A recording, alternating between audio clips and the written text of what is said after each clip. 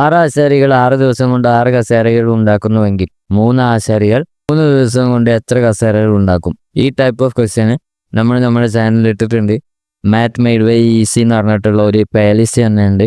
ഇത് നിങ്ങളെ കോമ്പറ്റേറ്റീവ് ആയിട്ടുള്ള എക്സാമിനൊക്കെ യൂസ്ഫുൾ ആയിരിക്കും. സോ ഇതേപോലത്തെ വീഡിയോസ് ഇനിയും വേണമെന്നുണ്ടെങ്കിൽ കമൻറ്റ് ചെയ്യുക, സപ്പോർട്ട് ചെയ്യുക. സപ്പോർട്ട് ചെയ്യുന്നതിനെ കുറിച്ച് നിങ്ങൾ പരിഗണിക്കുക.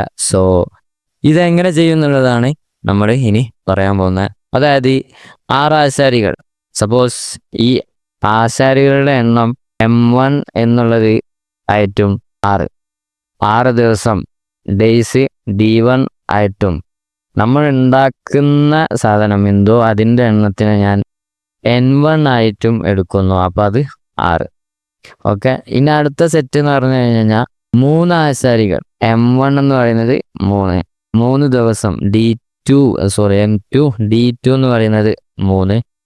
അങ്ങനെ എത്ര കസേരകൾ ഉണ്ടാക്കും, അതായത് N2 എന്ന് പറയുന്നത് എത്ര എന്നുള്ളതാണ് അറിയേണ്ടത്.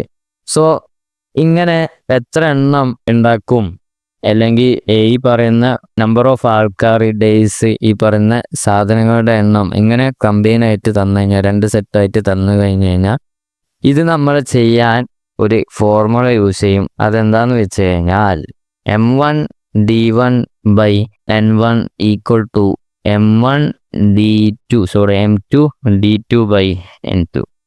Okay. M1 D1 by N1 equal to M2 D2 by N2. ഇതിപ്പോൾ കസേര തന്നെ ആവണമെന്നില്ല, അടുത്തതിന് ഇനി വേറെ എന്തെങ്കിലുമൊക്കെ ആയിരിക്കും, ചിലപ്പോൾ ആളുകളായിരിക്കും. അപ്പോൾ അങ്ങനെയൊക്കെ നിങ്ങൾ കൺസിഡർ ചെയ്യുക. അപ്പം ഈ ക്വസ്റ്റ്യൻ ചെയ്ത് ചെയ്യാൻ എന്ത് ചെയ്യേണ്ടി വരും? ഈ N2നെ നമ്മൾ ഇങ്ങോട്ട് കൊണ്ടുവന്ന് N2നെ മാത്രം കാണാനും വേണ്ടിയിട്ട് എന്ത് ചെയ്യേണ്ടി വരും? M1 D1 by N1 equal to M2 D2 by N2 ഇങ്ങനെ അങ്ങോട്ട് കൊണ്ടുവരുമ്പോൾ N2 ഈക്വൽ ടു, ഇതിൽ N2 ആണോ നമ്മൾ കാണേണ്ടത്, N2 equal to M2 D2 N1 by M1 D1. M2 D2 എന്ന് പറയുന്നത് M2 D2 എത്ര? 3 × 3 ഇൻറ്റു N1 എത്ര? 6 by M1 D1 M1 D1 6 × 6 6 × 6. അപ്പോൾ ഈ 6 കട്ട് ചെയ്തു, ഈ 6 ഈ 3 കട്ട് ചെയ്ത് ഇവിടെ 2ആയി. അപ്പം 3/2. N2 എന്ന് പറയുന്നത് 3/2. 3/2 എന്ന് പറയുന്നത് എത്രയാണ്? 1.5. 1.5 കസേര ആയിരിക്കും ഉണ്ടാക്കിയിട്ടുണ്ടാവുക.